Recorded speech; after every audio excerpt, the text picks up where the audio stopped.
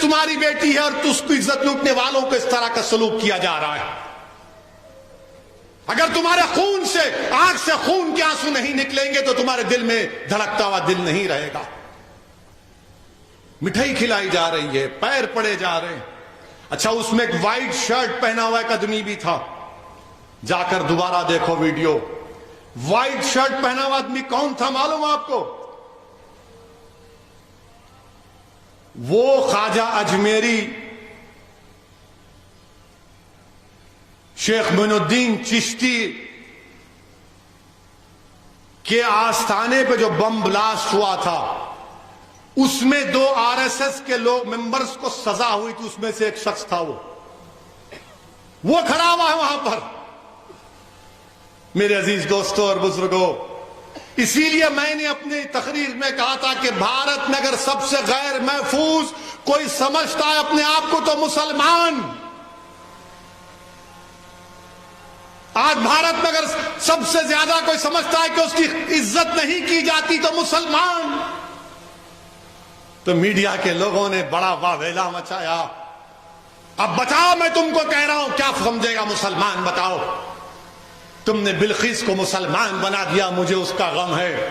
بلقیس کو تم بھارت کی بیٹی اگر بنا لیتے تو مجھے غم نہیں ہوتا, مگر تم نے بلقیس کو مسلمان بنا لیا اور تم نے بلقیس کی تکلیف کو بھلا دیا. مگر یاد رکھو, ظلم ایک دن ختم ہوگا انشاءاللہ تعالی. ظلم کرنے والوں نے ٹیپو کی جان لے لی اور کہا کہ ٹیپو ختم ہو گیا, مگر آج ہم دیکھتے ہیں کہ ظالم آج نظر نہیں آتا, ٹیپو کو شہید کرنے والے نظر نہیں آتے. ہمارے علماء کرام نے اپنی جانوں کی نذرانے پیش کر دیے اس ملک کی آزادی کے لیے. یاد رکھو, ظلم کی زیادہ زندگی نہیں ہوتی ہے, انشاءاللہ تعالی ظلم ختم ہوگا. میرے عزیز دوستوں اور بزرگوں, میری آپ سے صرف یہی اپیل ہے کہ ہم 75 سال کی آزادی کا جشن منا رہے ہیں. یہ آزادی ہم کو آسانی سے نہیں ملی میرے عزیز دوستوں اور بزرگوں. ابھی ہم نے سنا کہ شیخ الہند مالٹا کی جیل میں تھے اور جیل کی کوٹری میں نہیں تھے, کھلے میدان میں ایک ٹینٹ لگا کر ان کے ساتھ 4 لوگوں کو رکھا گیا. ہفتے میں 1 دن نکلنے کی اجازت تھی. شیخ الہند کے جسم پر گرم گرم استری ان کے پیٹھ پر رکھ دی جاتی تھی. جب ان کا انتقال ہوا تو غسل دینے لوگ گئے تو انہوں نے دیکھا کہ شیخ الہند کے جسم پر یہ گرم گرم استری کے نشانات تھے. کہ اس لیے ہمارے بزرگوں نے قربانی دی.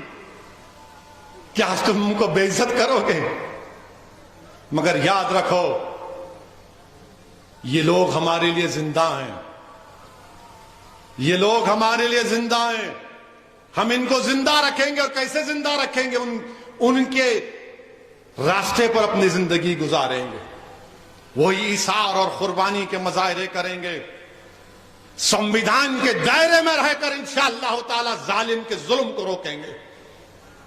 میرے عزیز دوستوں اور بزرگوں, اپنے ہمت اور حوصلے کو برقرار رکھیے, ایک طاقت بنیے.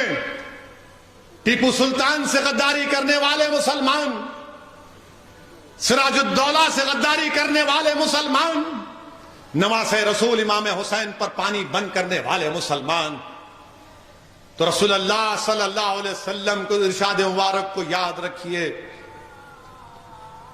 کہ رسول اللہ صلی اللہ علیہ وسلم نے فرمایا تھا, اخرج فإنک منافق.